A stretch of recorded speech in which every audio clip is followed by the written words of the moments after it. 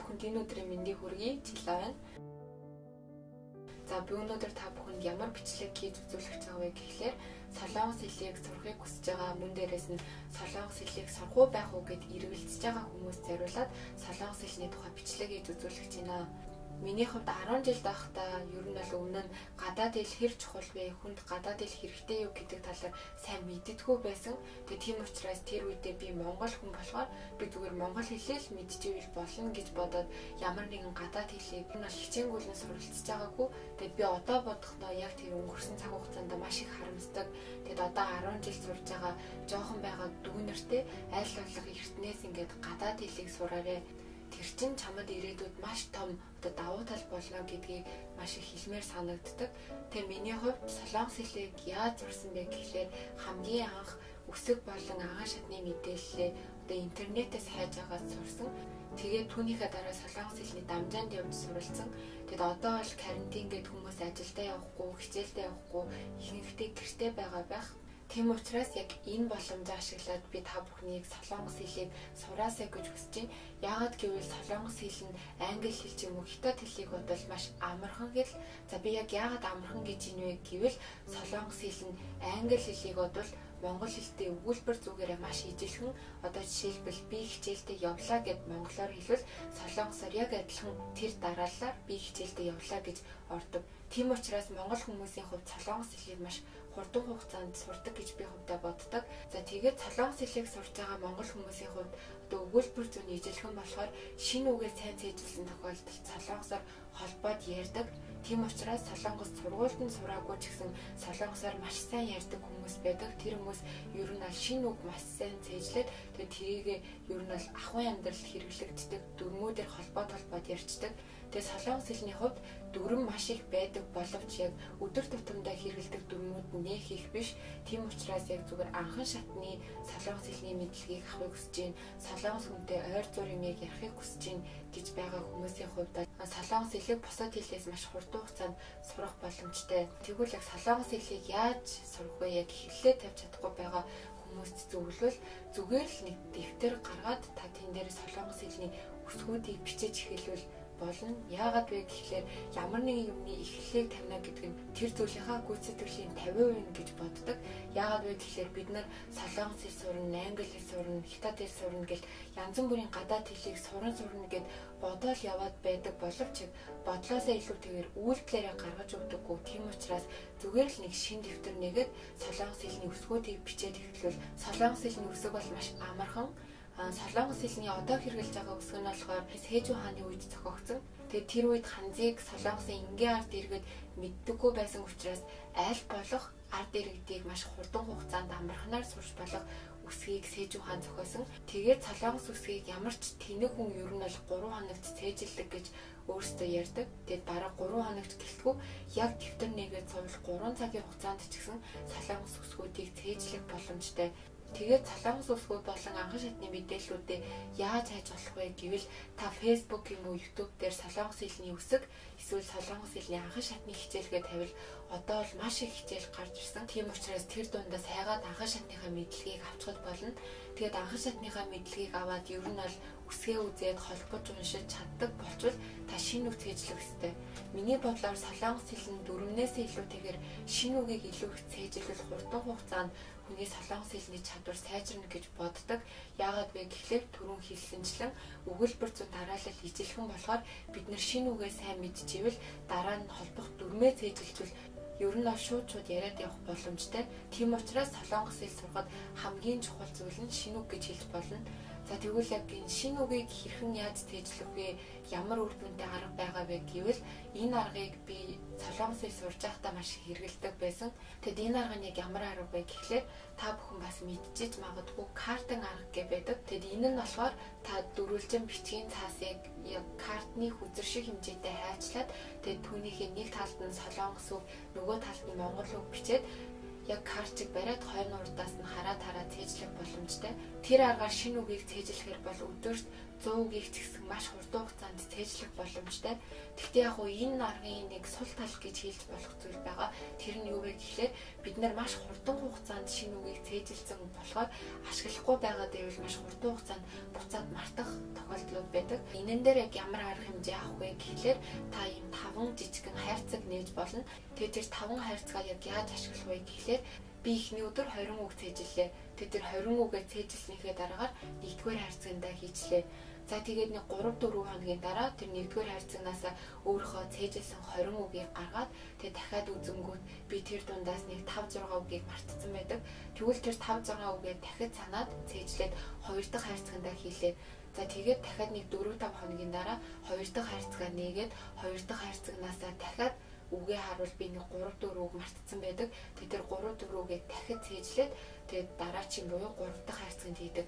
Тэгэд ингэж явсараад шат дамжуулгаар 5 дугаар хайрцагт очисон тохиолдолд та яг монгол хэлний аав ээж гэдэг үг шигэ тэр солонгос хэлний цээжилсэн үгийг хизээж мартахгүй таны толгоонд үлдэнэ гэсэн. Энэ аргыг бас хэрэгжилж үзвэл энэ бол бас маш үр дүнтэй арга. Тэгээд дараачаар гэвэл яг би өөр дээрээ гэвэл ер нь бол хүн болгоны үг цээжлэх арга барилууд өөр байдаг. Миний хувьд гэвэл би тархиндаа төсөөлж нүдэрээ зурж амир их цээжилдэг байсан. Тэр нь яг юу вэ гэхлээр би ямар нэгэн шинэ үгийг хараад одоо жишээлбэл када гэж солонгосоор явах гэсэн. Тэгээ би тэр када гэдэг үгийг харсан бол хэсэг хугацаанд нүдээ анзаагаад толгой дотроо яг тэр үгээ бичиж үздэг. Энэ нь яг ямар давуу талтай вэ гэхлээр ямар нэгэн байдлаар шинэ үгээ санахгүй байгаа тохиолдолд нүдээ анзаагаад тэр цээжлэх байгаа үгээ ингээ бичих гэж оролддог. Тэгээд яг бичингүүд миний өмнө нь энэ толгой дотор орсон миний толгой дотор төсөөлөд үлдээсэн байгаа зүйл яг бичингүүд буцаад гараад ирдэг. Тэгээд яг энэ шиг толгой дотор тэр үгийн бичиглэлийг ингээд төсөөлөд үг цээжлэл бас үр дүнтэй байх гэж бодож байна. Тэгэд энэ мэтчлэн шинэ үг цээжлэх маш олон аргууд байгаа. Үүн дээрээс нь бас хөгжилтэй маягаар шинэ үгийг ч гэсэн цээжлэх боломж байдаг. Тэгэд хамгийн сүүлд гарсан тэр HippoCards гэдэг аппликейшн болохоор яг тэр хөгжилтэй байдлаар шинэ үгийг цээжилдэг тийм аппликейшн байсан. Тэгээд тэр аппликейшн миний хувьд бол маш таалагдсан. Би англи хэлний үг цээжлэх гээд тэр аппликейшнийг хэрэглэж үзчихсэн. Тэгэд одоо болохоор солонгос хэлийг мэдчихлээ. Маш олон хэлнүүд тэр аппликейшн дээр гарсан юм байна лээ. Мөн дээрээс нь баг солонгос хэл үздэг хүн болгон энэ аппликейшнийг мэддэг бах Мишель. Тэгэд энэ нь болохоор солонгос хэлний шинэ үгийн аппликейшн. Тэгэд энэ нь болохоор солонгос хэлний анхан шатнаас дээд шатны бүх үгсүүд ер нь бол байдаг. Тэгэд бас нэмэлтээр дөрмийн хичээлүүд ч гэсэн байдаг. Тэгэд та хэрвээ солонгос хэлийг сурах гэж эхэлж байгаа бол Мишель гэдэг аппликейшнийг бас татаж аваарай. Тэгэд энэ мэтчлэн солонгос хэлний шинэ үгийн аппликейшнууд маш их байдаг. За тэгээд та бүхэн интернетээс солонгос хэл гэж тавиал солонгос хэлтэй холбоотой маш олон аппликейшнүүд гарч ирнэ. За тэгээд шинэ үгээ цээжилчлээ ер нь бол гайгүй шинэ үгээ мэдлэгтэй болчлоо. Тэгвэл анхан шатны дөрвнөөс эхлүүлээ дунд шат, дээд шатны дөрмүүдийг үзнэ. Тэгээд тэр дөрмүүдийг би болохоор анхандаа яаж үздэг байсан бэ гэхлээр YouTube-д солонгос хэлний цуврал 100 хичээл гэж байдаг байсан. Тэгээд би нэг том А4 хэмжээтэй дэвтэр нээгээд энэ дээрээ тэр YouTube-ийн цуврал хичээлийг эхнээс нь нэг бүрчлэн бичдэг байсан.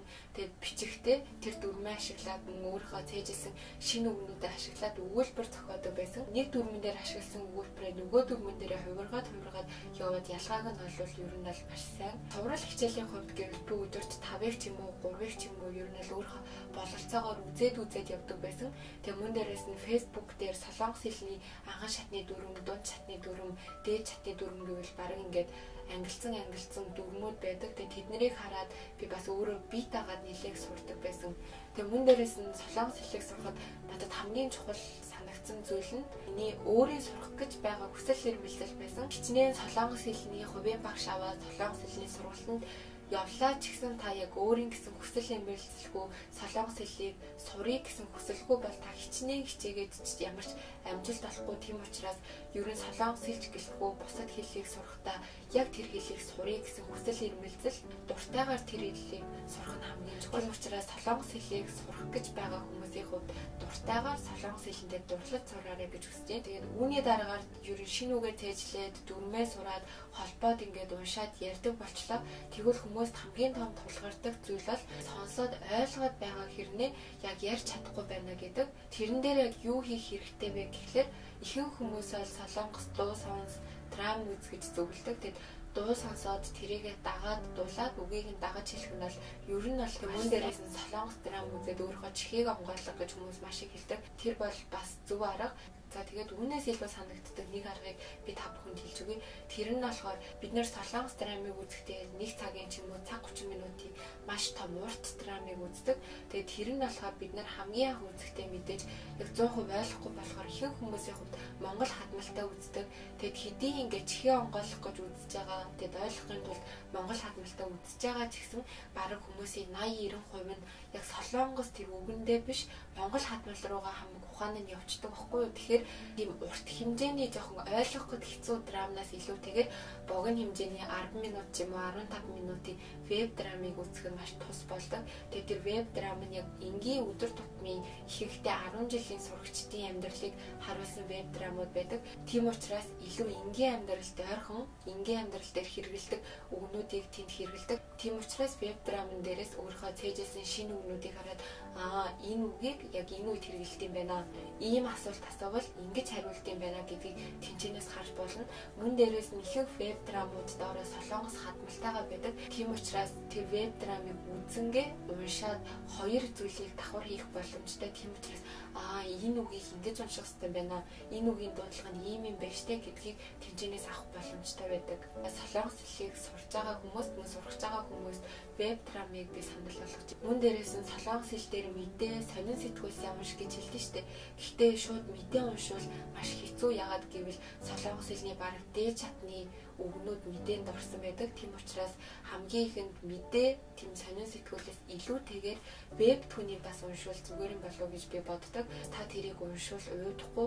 Тийм учраас маш сонирхолтой болохоор веб түүнийг уншаад тэгэд уншингаа хэрвээ уншиж явах явцад ямар нэгэн мэдгүй гарч ирвэл тэрийг тал бичгнээсээ хараад энэ ийм утгатай үг юм байна гэд дор нь үзээд явбал хүний толгойд маш сайн үлддэг гэж би боддог. Тийм учраас та бүхэнд веб драм болон веб түүнийг илүү их үзээсэй гэж хүсэж байна.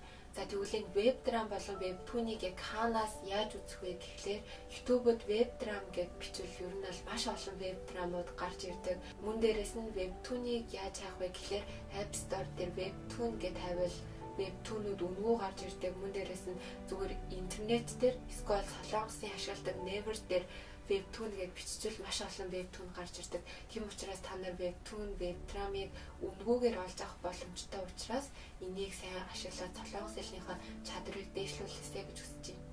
За тэгээд өнөөдрийн Солонгос хэлний талаар бичлэг бол ерөнхийдөө энэ хүрээд өндөрлж байна. Тэгээд би та бүхэнд хэрэгтэй мэдээлэл өгч чадсан байх гэж найдаж байна. Тэгээд та бүхэн яг миний хэлсэнчлэн Солонгос хэлийг үнэхээр сурахыг хүсээд Солонгос хэлийг сурмаар санагдж ивэл зүгээр л дэвтэр нэгээд эхлээрэй. Тэгээд Солонгос хэлний үсгийг бичээл хэрэгжүүл тэгээд цаашдаа та бүхэн шинэ үгээ зээжлээд дөрвөн солонгос хэлээр яриад солонгос хэлээр уншдаг бол чадна. Тэгэхээр өөрсдийнхөө үздэг солонгос драм гэх юм уу солонгосын ямар нэгэн хөгжинд нэвтрүүлгийг ямар нэгэн орчуулгыг хүлээх шаардлагагүйгээр шууд үзэх боломжтой. Тэгээд одоогийн нэг юм ер нь бол хүнд гадаад хэл гэдэг зүйл бол хизээд ч илүүдэхгүй. Тийм учраас та бүхэн энэ карантины үеийг ашиглаад солонгос хэлний мэдлэгээ дэвшлүүлээд мөн дээрээс нь солонгос хэлийг шинээр сурч эхлэсэй гэж хүсэж байна. За тэгээд өнөөдрийн миний бичлэгийг дууссан үзэн та бүхэнд маш их баярлалаа. Тэгэд хэрвээ бүр үнэхээр мэдгүй хэцүү асуумаар зүйл байвал миний Instagram юм уу Facebook руу чат бичээд асуугаарай. Тэгээд хэрвээ миний бичлэг танд таалагдсан бол та лайк дараад subscribe хийгээд хонхон дээр дараарай. Тэгээд дараагийн бичлэг хүртэл түр баяртай.